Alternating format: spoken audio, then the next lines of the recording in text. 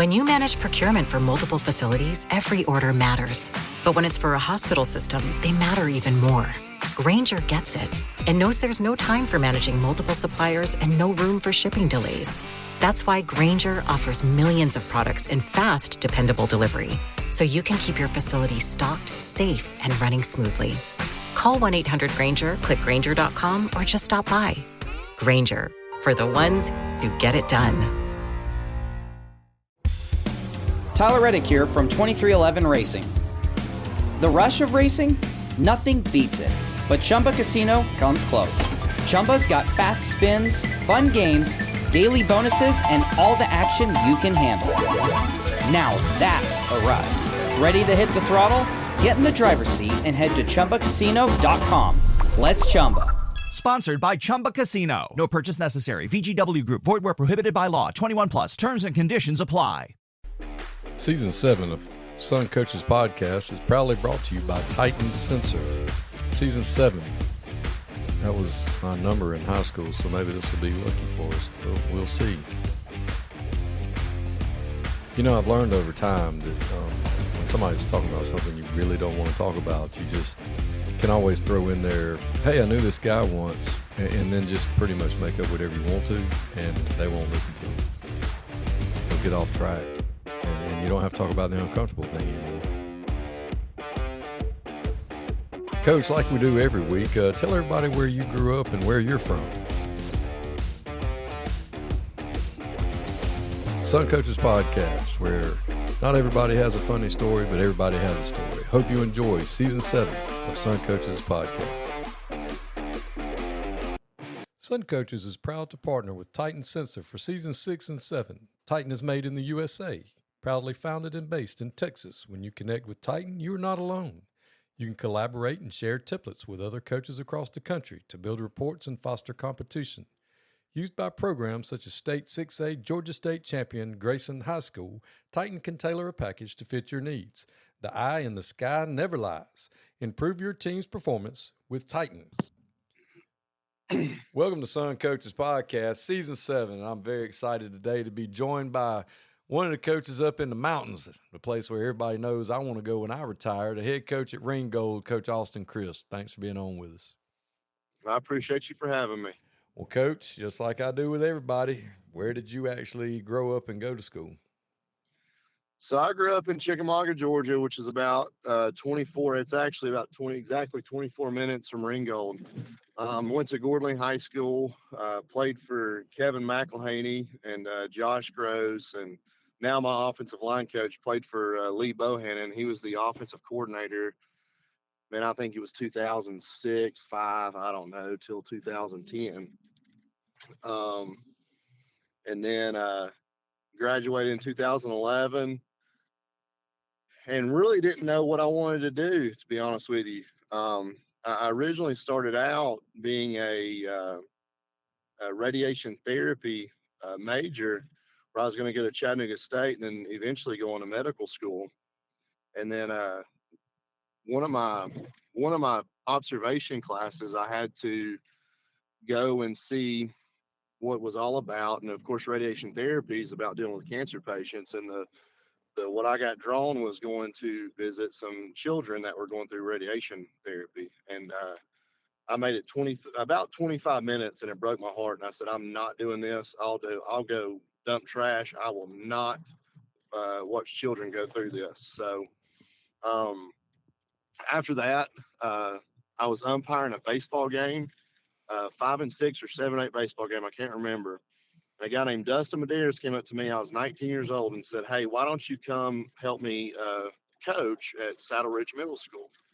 So that was my very first job. I took, man, it was fun. We started a middle school program at Saddle Ridge, and it was a lot of work, but it sure was a lot of fun. So what all did you play in high school? I played football. I wrestled and played baseball. My love was football, though. I mean, I wrestled because they said I'd be good at it, and then I played baseball because just kind of similar situation. They said I was pretty good at it. So, but I really my love was always football. So where'd you end up getting your undergraduate degree from? So I got my 120 hours from Dalton State. And it's really a funny story. So I had opportunities to play at Maryville, Cumberland, Shorter, some smaller schools like that, being a 5'8" guy. But I fell in love, and no kidding, man, I fell in love my senior year of high school and ended up marrying her in 2018. So I decided I wanted to stick around and go to school with her and see what God had in store for us. And turns out God had in store a beautiful life that we put together. That's awesome. High school sweethearts. We started dating the Thursday before Walker. We played Walker Academy, or the Walker School, or Walker is a private school down in Atlanta. Yeah. We played them on Friday, and we started dating on Thursday. And we actually, on our first date, I rear-ended a lady in front of me. Oh no. At the red light at 2A and Lafette Road, going to O'Charlie's for our first date. So that was incredibly embarrassing. Well, apparently it didn't scare her off. So It didn't, boy. What was she wrong? She don't know what she got herself into. Well, maybe she drove from then on. Well, I don't know. So you got your undergraduate degree at Dalton State, Mm-hmm. and when you finished there, the whole time you were working at the middle school? No, actually, I was just a community coach there when I actually got my undergraduate. I didn't get into the education program at Dalton State because I never liked school. I never enjoyed it. So by the time my second freshman year rolled around, I'd only had about 30 hours. But got my 120 hours from there, and then got my it was a post baccalaureate program that I went through at Western Governors online. And when I finished there, I had got my first job at Gordon High School, which was my alma mater, it meant a lot to me at the time. And went there for a year, and then things kind of didn't work out like I wanted them to. Nothing crazy. Just when you go back home to somewhere you had, grew up, it really wasn't the exact same you thought it would be, because I fell in love with the place because of my coaches, Kevin McElhaney, Josh Gross, Lee Bohan, and C. McDaniel. Well, those guys weren't there no more. So I was like, it kind of feels like I'm an outsider because those familiar faces are not around. So I took a job with now one of my very best friends, Chad Fisher at Lafette. Coached receivers there for him. And then Coach Akins, Chad left in January. I don't remember what year that was. But anyway, he left in January. So in May, Paul Ellis came in, and, he said, I'm more than welcome to stay and all those things. But I'd already made plans, talked to Coach Akins at Ringgold, and became a position coach for him, the quarterback coach. And in 2020, he hired me as the offensive coordinator. Well, I can tell you what year it was. It had to be like 2017, because Chad's a buddy of mine too, and he tried to get me to come up there, and I was going to be the baseball coach and coach his sons. Yeah, you're right. So it was, so you're right. So it was fall of 17. So I guess he left January of 18. I got a job with Robert Akins in May of 18. So yeah, you're right. Yeah, good memory. Yeah, well, I just remember the reason I remember is we asked my son if he wanted to move from Early County to Lafayette, and he said, "Well, Daddy, I just got one question." And I said, "What's that, son?" He said, "Do they have gnats up there?" And I said, "No, they don't have gnats in Lafayette." He goes, "All right, I'll go." And I said, "No, awesome. It's way above the gnat line." And that was really all he cared about. It didn't matter to him. Yeah, nothing else was really relevant, but that didn't work out. They had some other ideas, and kind of actually, like you said, God's plan, it kind of worked out, because, with Chad leaving not long after that, I was like, man, I'd hate to have been stuck, the new guy and all that. But, I had a lot of friends up there in the Tryon-Lafayette area, but never quite as north as you are. So Yeah, exactly where is Ringgold High School for those that don't know? So depends on how well you can hit your driver off the tee box. You can almost hit Chattanooga from where we are. We are Like a we're suburb of less than Chattanooga. yes, we are less than 10 minutes from from one of the Hamilton County schools in Tennessee, which is East Hamilton. So we're in the most northern corridor of Georgia that you can get. Okay. And believe it or not, we're really not the mountain area. It's funny when you say mountains because we look at the mountain side of Georgia as J, Gilmer, Pickens, Right, the other side of Union County area. 75. Yeah, Yeah. I don't even know what you would call us. We're like the ridge. We're not quite the mountain. We're on the ridge. Gotcha. Well, to us flatlanders down here, anything above Atlanta is. You see That's right. you see that little red mountain or whatever, Red Rock Mountain or whatever they call it in North Cobb up there on 75, and you're like, look, baby, there's a mountain. Yeah, Red Bud Mountain. Yeah, that's it. Yep, You're like, that's that. Look at that. We're there. We're in the mountains. We're in the mountains. Yeah, absolutely. Awesome. Yeah, I mean that's just what us down south people think, because it's hard to believe that we're in the same state when you get in the playoffs and you draw a South Georgia school from up there or a North Georgia school from up here, especially with the new power ranking system. You could be making driving to the other end of the earth for a first round game. I know it. Yeah, it is. It is. So you got to Ringgold in 18 Mm-hmm. and became an offensive coordinator. Yeah, so in 2018, I was the quarterback coach. I coached quarterbacks for the season of 18 and 19. Became the offensive coordinator in 2020. So my first year being an offensive coordinator, I coached defense earlier on in my career at Gordon Lee. But then was COVID year. So awesome. That was that was a great experience. Yeah. Welcome. And then, I mean, 3 years later, I was fortunate enough to where Mr. Jones and our athletic director, Lee Shell, had offered me the head coaching job. So, well, that was an easy decision, I would imagine.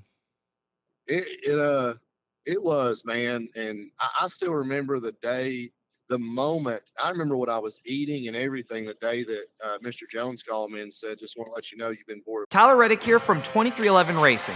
Victory Lane?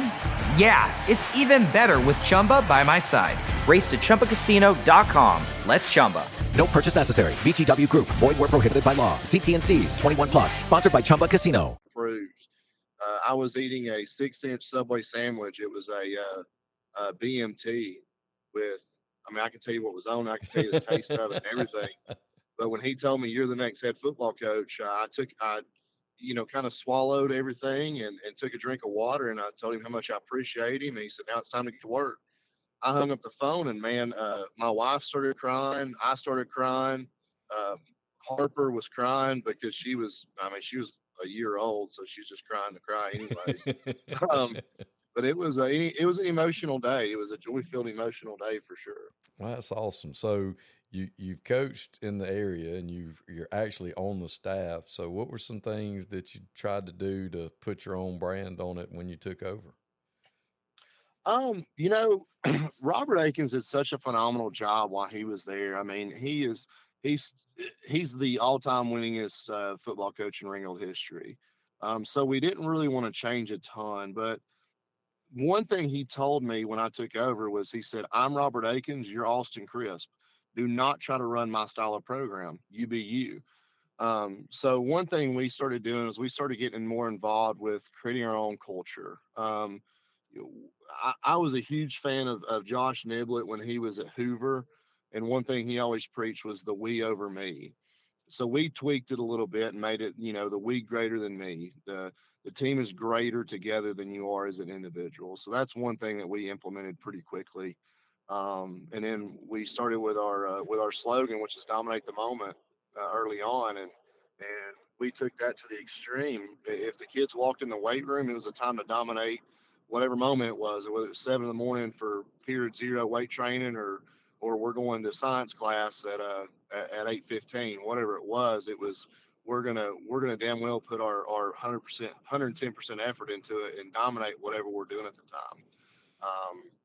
We got heavily involved with social media, branding our program, trying to reach the community a lot more. But I mean, that's really the small changes that we made. We didn't have to make a ton of changes, but the ones we made, we felt like were essentially a new branding to the program. So when you're taking over and it's your first head coaching job, and even though you've been there and you understand the community, you understand the kids, you know the coaches, it's still like drinking out of a fire hose, ain't it? Yeah, and you have no way to turn the water off. No, and there's no way for you to learn. You can tell the other guys, they just got to experience it, because you're going to have to deal with things that before, oh, you're looking for coach. He's right over there. That's who you want to talk to. Now you're the guy that I'm pointing to going, oh, Coach Crisp is who you need to talk to, ma'am. I'm sweeping the locker room out right now, and not mad about it. Yeah, it was a cool experience from the get-go. We didn't have to make a lot of changes on the staff. We made a few changes, nothing big. But we were such a tight-knit staff from the get-go. I mean, we felt like we didn't have to make a lot of changes, definitely with personnel-wise. We all liked each other, which is, I mean, with football, I don't care who you are, the game is egotistical when it comes to coaches, whether you're in North Georgia, South Georgia, Middle Georgia, or wherever. But we all just click, man. I mean, it really is a good staff. We feel like we work our tails off. We do a good job. So that's been a blessing, is I didn't have to come in and hire a whole new group of guys and try to blend personalities together. Now, we've got personalities from one side of the spectrum to the other, but they blend really well. Well, I was going to say, I'm glad you hit on it being an egotistical sport, and especially when your culture is built around we's greater than me, because I was going to ask, this day and time, microwave society, the way kids are, the way social media is, how hard has it been to convince those kids to set aside their stats and their personal whatever ego to gravitate and grasp onto the we's greater than me? Because it's not like it used to be. I mean, no, it's not. It's completely different. I mean, man, I feel like I was a pretty good football player. I don't know. I don't have no idea what my stats were. I didn't care. Only stat I cared about was, did we win or did we lose? It was a little difficult at first, to be honest with you, because of that group of kids. It wasn't anything that prior that we did or anything. It was the group of kids. But now we do feel like that we're to a point now where kids don't care about the stat lines. We last week we gave for the Rockmart game, we gave our offensive player of the week to our left tackle because he graded out at 89%, and our running back was proud for him. Our quarterback and receivers were proud for him because, as offensive line don't get the recognition they deserve. So to see those guys really gravitate to our left tackle, Isaac Dotson, and congratulate him and genuinely be proud for him for being offensive player of the week, that to me, that showed that we were doing something right. We were putting away the stats and the egos and all that aside and saying that dude deserved it. We're proud of him because his success on the field helped us be successful on the field. So that was kind of the not the eye opener, but the I can take a deep breath now because the culture is setting in. Yeah, I've got to experience the other end of that Friday night, and we lost a tough one, and bless his heart, one little freshman came off, and he's starting as a freshman, and he's on defense, and he asked his position coach. I mean, we hadn't even got back, we just got back to the field house because we got to drive to the stadium, and it's only like, a quarter of a mile. Mm-hmm. And I thank God I wasn't standing there, but because he's kind of old school dude like me too. And the kid goes, "Coach, you got any idea how many tackles I got?" And he went apoplectic. He was like, "What?" You know, the Oh, only stat yeah. I care about is we didn't win. Right. And, you know, he blowtorched him a little bit. But and the kid in me, he's not a bad kid at all. I mean, I'm not saying that. No, It's but just that's the what they way see on kids are. Twitter. Yeah, the way kids are these Yeah. days, they're just like, you know, hey, let me figure out what I did. And he's like, dude, I don't care if you had 1,000 tackles. We lost. You know, Right. that's trying And to you know, get that's them something to else. understand that. We see, like, I see it all the time where, you know, I'm not calling programs out, but like different programs around our area where kids are posting their stats on Saturday morning and Sunday morning with their highlight film. You know, that's what they see, that's what they notice. I can honestly say when I woke up Sunday or Saturday morning, even in a Sunday morning, I didn't see anybody post our stats. We were still licking our wounds because we lost to a good Rockmart football team. Um, so, like I said, man, it's reassuring that I do feel like our staff collectively and our kids collectively, our program is continuing to go on that culture of the we aspect. We don't talk about the me. We won't talk about the we because the me don't mean a damn. Yeah. Well, It's the trying to get we these kids to at the end of the understand. game. Yeah, trying to get these kids to understand if you win and you win a lot, that means a lot to the guys at the next level. They want winners. You know, people that are used to winning. Not saying that people from programs that don't win can't go, but you know what I'm saying. Absolutely. It's a whole lot easier to deal with a kid that expects to win and knows what it takes to win and is used to winning. And man, if you're winning, the stats will take care of themselves. And it's easy to say that to a kid these days, but to get them to completely buy in, I was just curious about that because that's awesome. And it's so difficult this day and time because, you know, like you said, Saturday morning, you flick on whatever social media outlet you're using, and it's going to be, you know, Joe Schmo. I had 5 catches for 145 yards and a touchdown, and you know, as a coach, you're sitting there going, "Yeah, and we lost." Yep. You know, Yep. but it's That's just the so truth, it's man. just so different. Mm-hmm. And with It sure what is. they see on TV, and you know, kids not getting their way, and you know, oh, I didn't get the whatever, and I'm looking for a bag, or I'm trying to carry my talent somewhere else instead of just sticking it out and you know, honoring a commitment is just so much different these days than you know, what you guys have to deal with now is just so much different than, you know, back when I first started coaching and all that kind of stuff. And it's just so different. And I was just curious, you know, how you guys dealt with that. So when you got in there, was there anything you changed weight room wise, or, you know, anything with conditioning, or how y'all did spring and summer and things like that? Or did you pretty much just keep it the same? So weight room wise, no, because I ran the weight room football wise for Coach Akins. I believe in the 5-3-1 method.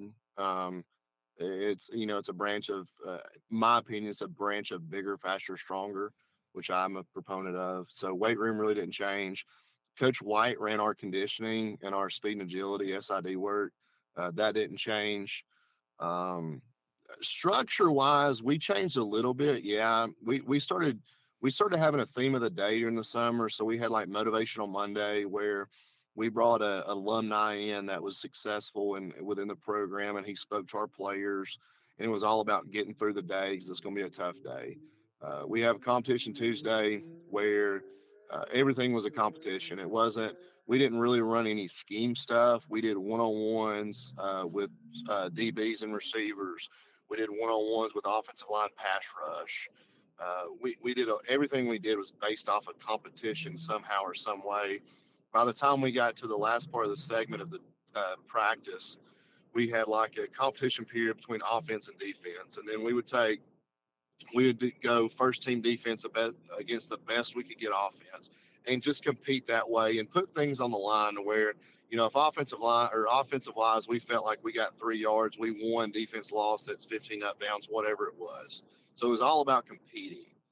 But being a competitor, it was more about the what happens to you when. Tyler Reddick here from 2311 Racing. Victory Lane?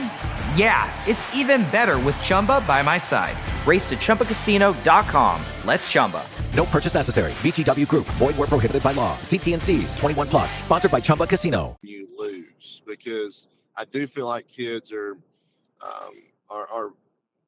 for instance, we're reading the Twin Thieves book, which talks great about book. the fear. Yeah, so the fear of failure and the fear of judgment. One thing that we've learned that kids are kind of pushing away is that fear of failure, and they take it on as like a joke. So if they get beat, they laugh about it. We're like, man, you got me, whatever. Well, that's not a competitor's aspect. So we said, all right, if you lose, that's 25 up downs, that's 15 sit-ups, that's whatever. You have a consequence for losing, because I have a consequence for losing, and that's my principal getting on me about it. So that's we really threw that in, and we hammered that during the summer. Then we go into We Fence Wednesday, which is we focus on our special teams and ensuring that our special teams are up to date, doing what we're supposed to do, and taking care of our culture aspect of it. We didn't lift on Wednesdays for a long period of time. We lifted for about 30 minutes just as a complex movement. And then We Fence kind of brought into our special teams, but it's also brought into our culture. So we went over our slogans and what that means to us, and we went over our Tiger Essentials, which is, it spells Tiger out. You've got toughness, integrity, grit, and those type of things. So we ensured that it's almost like a classroom. We're teaching those. And then on Thursday, we do Thirsty Thursday. And that's where it's time to eat. It's time to get the drink in. It's time to, chug that water, and let's get to work, and let's compete to where at the end of the day, Thursday, you're thirsty to get to, the next spot on the depth chart. It's about that kind of thing. So we would post the depth chart every Thursday, and there were times where, a freshman, there's actually this year I had a freshman jump in front of my spread Y on the Thirsty Thursday chart, and he was a junior and a freshman jumping him. He didn't like that too much. So by God, the next Monday, Tuesday, Wednesday, Thursday, he was competing his tail off trying to get back above the freshman. So, I mean, everything comes back to competing is how we took it in the summer. But that's been our biggest change. We didn't change the weight room. We didn't change our training wise. We just changed how we kind of do things during the summer, which carries over in the fall. I love the competition aspect of it, because to me, kids these days, they're playing travel, whatever, tennis, pickleball, baseball, The football, grossest thing whatever. I've ever heard of. And and they get a trophy. There's a World Series champion every weekend, and Of an A bracket, a B bracket, a gold bracket, a bronze bracket, everybody's a champion of some bracket, right? Right, and they don't get to value and understand what true competition really is. And you try to point out to the kids, look, man. I mean, I didn't think about it when I was your age, and this may go one ear and out the other, but you need to be told you're competing with everybody in your age bracket for a job, not just football, but I mean, you're competing for a spot in a school, a spot, working as a lineman, or doing whatever. It doesn't matter what it is you're doing. You're competing with everybody your age for the rest of your life. I'm glad you say that, because I don't think people grasp that. I mean, from the moment you turn 18 years old, hopefully 18, you're, like you said, you're competing for a spot in a college. You're competing for a spot on a roster, whether it's a lineman, whether you're a chemical worker, whatever it is. But you're also competing for a spouse. And that's what we're hitting on so much, is you're competing for a spouse. No spouse wants a turd for a husband, So it's also, we compete, but we also want to be good men and good people. And you're not going to compete for a spouse, for a good woman that's going to put up with a turd. So you're going to have to be a better person about it. Absolutely. I mean, mine wishes she probably would have figured that out 25 years ago, but that's why I married mine young. But they do. Well, there's that. And then, they actually do. They can make us better. I know mine has, brother. I know for a fact she has. Well, I know I can't live without mine, because that's just, when I tell her I want to go to the mountain, she's like, well, you can go. Just make sure they have direct deposit. You can find you a 12 by 60 on the side of one of them mountains, and, just, I'll give you the routing number. That's awesome. And, but and yeah, keep you humble too. And that's what it takes, though, because it's, the competition aspect of it. You're exactly right. It's not just, jobs, it's your whole future, and you don't want to be that guy, you know. No. And when you put it out there for them like that, you know, some of them may blow us off, but some of them get it, you know. Mm-hmm. And sometimes you can show them better than you can tell them. So Right. that's just refreshing to hear that. And that Twin Thieves book is outstanding. Chad Alligood, when I worked with him at Northside, he got that for the staff, and we read it, and we tried to have a book every year. And that one was, I mean, it's an easy read. That's what I like about it. And kids understand it. Like, we read Extreme Ownership.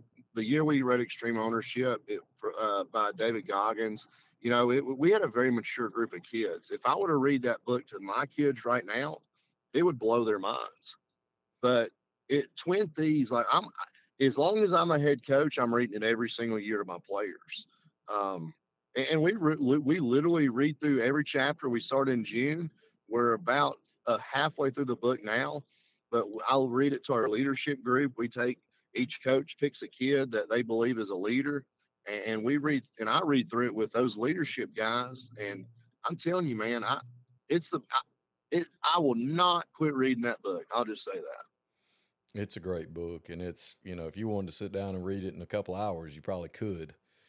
You know, it's not anything intensive. You know, you're not reading the Odyssey, and Right. you know, it's written by a coach and going through his year and what they did and how they turned it around, or how they got them to accept ownership and understand the Twin Thieves that are out to get them all the time. So for those out there that haven't checked the book out, you know, take it from Coach Crisp and I. It's definitely worth your time, even if you don't want to implement it in your program. You know, it's going to make you better as a person and a coach. Little shameless plug there for the Twin Thieves people. And but it was good. I mean, I'm pretty blunt and honest kind of guy. If it sucked, I'd be like, no, I don't read that. But it was really good. So how are things for the Tigers this year? I know started off the year on fire and had a tough one last week, but what was going into the season, what were you thinking that this version of the Ringgold Tigers could be this year? I mean, we've pushed. A little fun fact about Ringgold, it's not fun at all, is that we've never won a region title. So, I mean, our goal is to win a region title, and it still is. So I love Biff Parson, but we're hoping he loses too, and we win out so we can pull the region title off. But you know, our biggest thing was just be 1-0 each week. Saturday morning, wake up happy, don't wake up upset, and we don't really look at long-term goals. We look at long-term goals as a staff and as a program, but as a team, year to year, we just got to find a way to be 1-0 and wake up happy on a Saturday morning. So who do y'all have this week? Well, I mean, it'll be last week by the time this airs, but who do you got this week? So this week we got North Cobb Christian, and they're a really solid football program, and they're scoring a lot of points, and they do an incredible job. But you know, I don't know that there's a team that we play this year that I can just take a breath on and say, "Whew, let's just roll the balls out and play."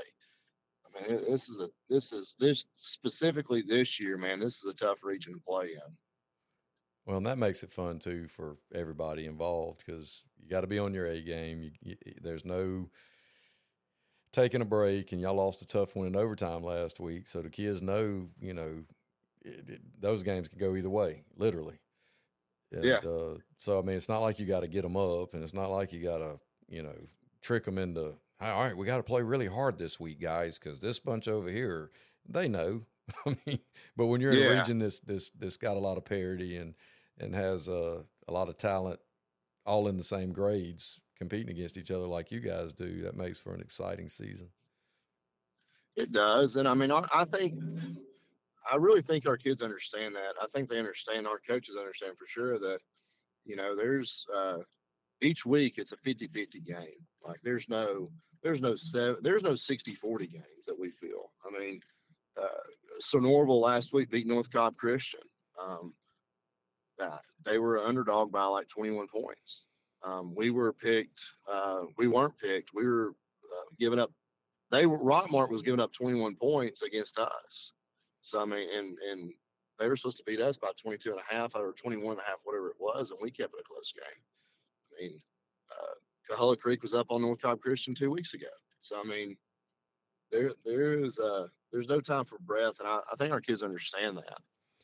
Well, totally off the wall and completely different, and I'm not going to ask you a question like you were asked about the upcoming game, but I know why they do it when they put out the point spreads, but could you imagine what we know? Betting on a high school football game? Betting on these kids? I mean, like really betting. Like you said y'all were 21 point dogs. But they put those numbers out there for a reason. Some fools out there betting on the jokers that we're sitting in class with looking at them that they don't know come here from Sikkim. And they're serious. Like they're betting on them. I just think about that sometimes. I'm like, I get why they put out a point spread or whatever, but surely to God, somebody's not depraved enough that they're out there betting on high school football. But they probably are. Yeah, I mean, sorry, man, you're breaking up with me just a little bit. Oh, I was saying that I understand why they give the point spreads. I mean, I don't understand it. But would you bet on a high school kid? No, Lord, no, no. So, first off, I mean, it's a little bit. I guess it's a little bit different no matter where you are. But like, I don't know what some of my kids are going through tonight. I don't know if they're going to have a bad night at home. And on Thursday night, you don't know what's going on. I hope they get food. I hope they get a supper. I hope good things are happening in their life. To point a point spread on a high school kid I think it's absurd. Yeah, I could probably put a line on whether or not they're going to have a pencil, or or whether or not a few of them, whether or not they can make it to fifth period without getting written up for something stupid like farting in class, or or if they come into us about 30 minutes before kickoff and say, "Coach, somebody took my knee pads." Oh, absolutely. Give me those numbers and I'll be a millionaire. Oh, absolutely. Someone stole my mouthpiece, or I can't find my mouthpiece. I don't have a Coach, how do I get this belt in there? Well, you start with the middle end. I'd do that. Will you do it for me? No, baby. I just showed you. I just got it started. You do the rest. That's right. You've learned something. Move on. That's right. And you got to have. I've already had to snatch up a couple of hours and been like, listen, man, if anything like that ever happens again on Friday before the game, do not go ask the head coach. Come find me, because I don't want you to get an unnecessary butt chewing. He don't deal with that on Fridays. Let's come ask me, and I won't be ugly to you. I'll find you. We had one the other night that showed up over there with 2 right cleats, and then we went in his locker, and he had like 4 sets of right cleats. So, I'm not by any means intelligent, but that means one of them other knotheads has got 4 sets of left-footed cleats. That's right. And he hadn't come and traded them out yet. And he's probably going to wear them. Oh, yeah. For pregame. And people are putting point spreads on high school I know. kids. It's insane. So what are some things since you played and since you've been doing it, for the past 15 years at least, what are some things that you've noticed about the game that's changed? The game, you can still be physical in football, but how do I say this? So the physicality has not necessarily changed. It's how the scheme has made it less physical. So, I mean, I'm the worst one to blame. Like, we're an up-tempo spread offense. We run a ton of RPOs. We chunk the ball deep. We throw mesh. We throw double post sail. We do all these things.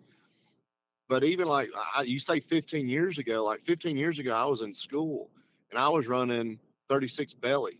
And then I turn around and play quarterback the next play and run 37 belly option.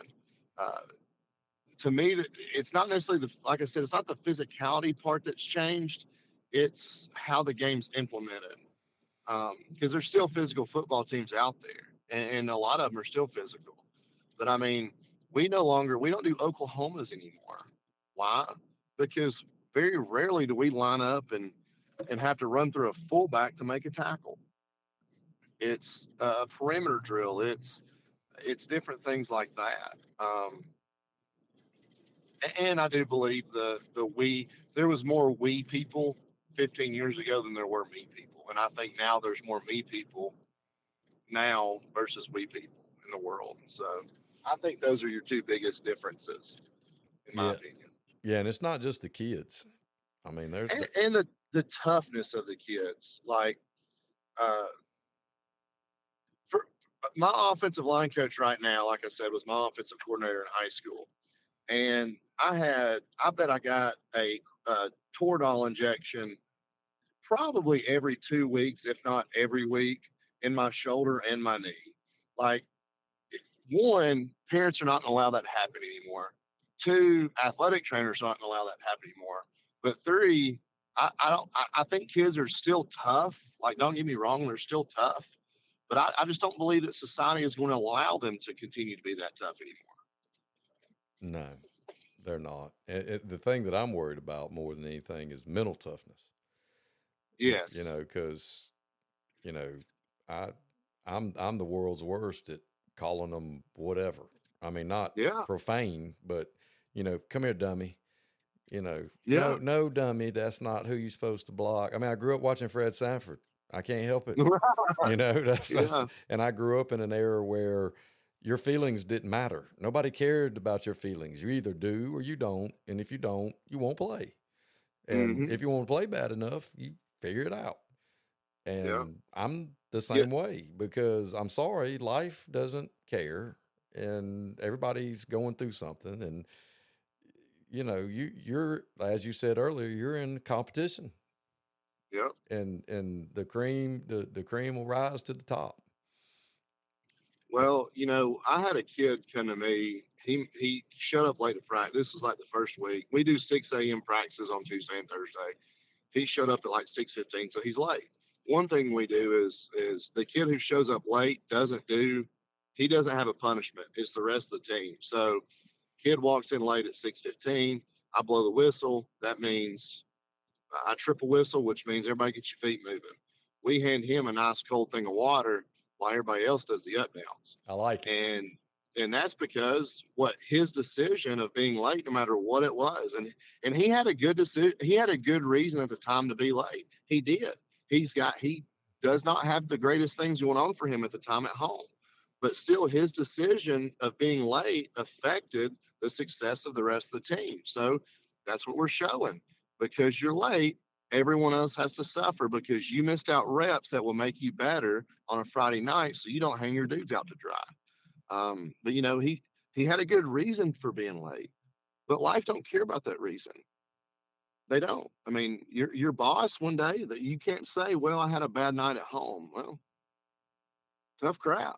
You work on time. Like, they don't care. No. And I let them, but I also let them know, hey, if I have to come get you at 3 a.m, I'll come get you. I got a comfy couch. I'll do whatever I have to for you, but you have to communicate with me. Oh, and that's one of the biggest things these kids these days. Their communication skills are god awful. For people that text and do everything they do in social media, the simple act of them knowing right now at 7 o'clock, I'm not going to have a ride in the morning. I need to text coach or somebody and let them know, hey, can you swing by and get me in the morning? No, it's going to be tomorrow morning at about 5:50. Yep. Hey, coach, can you come get me? Well, no, because I have stuff I've got to be doing. That's right. Figure it out. And now it's funny, like players will text me, and I think they're starting to understand I don't text. Now, I text my leadership group on, you know, whenever and tell them I love them. I text them and say, hey, set your alarm clocks, and I want a screenshot of your alarms because my leadership groups run the rest of the guys. So if I text my leadership group, say, hey, send a reminder out, make sure alarms are set at 5:15 a.m., they text their guys within that group. And all that stuff, but they've gotten to a point where if somebody texts me, like I call them, I don't text players back because they're going to have to learn how to use words. Hey, coach, sorry, I'm going to be late tomorrow. Okay, why? Explain that to me. Don't just type it out in a text message, because ultimately that's easier. Like, even coaches in the past who we've had that are sometimes not, old or young, whatever it is. Hey, man, hey, coach, I won't be here tomorrow. Why? You're 30 years old. Why are you texting me that? There's some things that require a phone call. Absolutely. And it's accountability. It is. I mean, it's personal accountability. I mean, that's like when they started the absentee thing, where we could call into work and you just hit the machine would find you a sub and all that other stuff. I would be interested to know the spike in absenteeism amongst, our peers. Right. Because it's a whole lot easier than when you got to call your principal and say, I'm not coming today. What's wrong? I don't feel good. Well, you can be sick at work. That's right. Are you running a fever? Now, I won't go to work if I'm running a fever. Right. But if I just don't feel good, man, I can not feel good at work. Mm-hmm. And it's like our head coach told the kids the other day, he's like, man, you don't think us as grown men don't come up here some days and we don't want to be here either? You got to fake it. There's a lot of other places that sometimes I'd rather be, but it's what's best for me. It's what's best for my family. It's what's best for the program, is that I'm here making sure you're doing what you're supposed to be doing. Absolutely. And I think that that's just so important to teach young people these days. And I'm glad that we have people like you pouring into the kids and teaching them to compete and teaching them how important that is. And putting the onus on the players, your leadership council, to take some ownership in that as well. And I love the making the dude that screwed up, or not screwed up, but the guy standing there and everybody else has to pay the penalty, because ultimately it's a team game. If he misses a tackle and somebody scores, it's his fault, but his team suffered because his mistakes. That's kind of the way we look at it. Love it. Absolutely love it. Well, Coach, I sure do appreciate you coming on and sharing your story and how you run your program. And I love everything you said. I mean, that you sound like my kind of guy. And well, I appreciate it. And I'm only just probably 20 years younger, right? How old are you? I'm 52. No kidding. Okay, I'll be 32 in January. So I said it, 20 years. I didn't mean to say that. Well, no, it's okay. I don't mind. I mean, I'm the field setup guy. I'm the, I threw my back guy. I've had all these surgeries and blah, blah, blah. Anyway, I was looking the other day at some of the young coaches going, really? Why am I carrying all this stuff? I mean, that's right. I'm old. Y'all aren't hiring me for what I can physically do anymore. Y'all are, unfortunately, you hired me because you think I know something. So again, fake it till you make it. That's right. That's right, man. Well, Coach, best of luck to y'all this week, and I sure do appreciate you coming on and sharing your story. And if there's ever anything in the world I can do to help you, just let me know. Well, I sure do appreciate it, man. I appreciate talking to you. It's been fun. Go Tigers. Season 7 of Sun Coaches Podcast is proudly brought to you by Titan Sensor. Season 7. Tyler Reddick here from 2311 Racing. Another checkered flag for the books. Time to celebrate with Chumba. Jump in at ChumbaCasino.com. Let's Chumba. No purchase necessary. VGW Group. Void where prohibited by law. See T&Cs. 21+. Sponsored by Chumba Casino. When you manage procurement for multiple facilities, every order matters. But when it's for a hospital system, they matter even more. Grainger gets it and knows there's no time for managing multiple suppliers and no room for shipping delays. That's why Grainger offers millions of products in fast, dependable delivery, so you can keep your facility stocked, safe, and running smoothly. Call 1-800-GRAINGER, click Grainger.com, or just stop by. Grainger, for the ones who get it done.